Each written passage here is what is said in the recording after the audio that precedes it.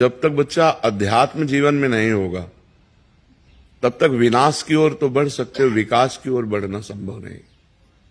यहां जो कुछ देख रहे हो सब विनाशी है। आप बेईमानी करके रुपया कमा सकते हो, आप घूस दे करके किसी डॉक्टर बन सकते हो, कोई पद प्राप्त कर सकते हो, लेकिन वो सब विनाशी है। 4 दिन बाद जब तुम्हारे प्राण छूट जाएंगे तो शरीर ही छूट जाएगा, पद छूट जाएगा, बैंक बैलेंस छूट जाएगा। तो इसको विकास हम कहें या विनाश कहें?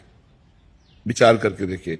विकास तो तब है जब लोकांतर की भी गति हमारी अच्छी हो, हमें भगवान की प्राप्ति हो, या भगवान के द्वारा ऐसे उत्तम फिर हमारा जन्म हो, हम उत्तम कर्म करने वाले बने, हमारे अंदर सद्गुण हो, हम परोपकार करें, समाज को सुख पहुंचा सकें। इसके लिए अध्यात्म की आवश्यकता है। हम अगर अध्यात्म से नहीं जुड़े, शास्त्रों के अनुसार नहीं चले, तो देखो कितना गंदा माहौल है नवयुवकों में। नशा करना और ये गंदी बातें करना है कि नहीं बढ़ रहा है? कई लड़कियों से, कई लड़कों से ऐसे गंदे संबंध बनाना, ये सब क्या है? जो गर्लफ्रेंड बॉयफ्रेंड चल रहा है, ये सब क्या है? ये विनाश की तरफ है या विकास की तरफ है? आप विचार करके देखो।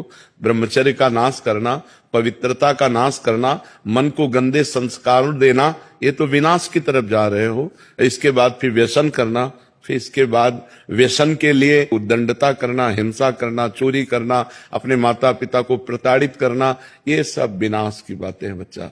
अगर हम लौकिक और पारलौकिक दोनों उन्नति चाहते हैं तो हमें अध्यात्म से जुड़ना चाहिए, हमें सत्संग सुनना चाहिए, हमें शास्त्र स्वाध्याय करना चाहिए और भगवान का नाम जप करना चाहिए और अपने माता पिता बूढ़े जनों की सेवा करनी चाहिए। उनके चरणों के आशीर्वाद से हम आगे बढ़ेंगे, ऐसी भावना रखनी चाहिए। अपने बुजुर्गों को भगवान की तरह पूजे।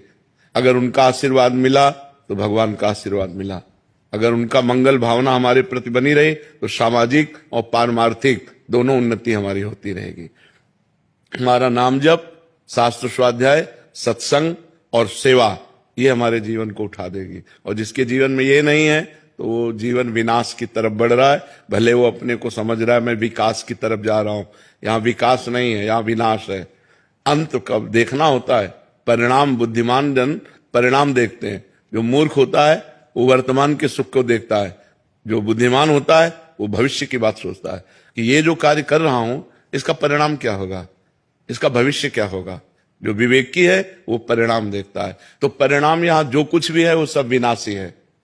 अगर हमने भगवान का भजन नहीं किया, सदाचरण नहीं किए, परिवार में हम शांति प्रेम नहीं बना पाए, समाज को हम परोपकार के द्वारा सुख नहीं पहुंचा पाए, तो हमारा जीवन विनाशी और विनाश ही कमा पाए। अविनाशी कुछ हाथ में लगा नहीं। अविनाशी है भगवान का नाम, भगवान का ध्यान, भगवान का चिंतन करते हुए भगवत भाव से समाज की सेवा। समझ पा रहे हो आप?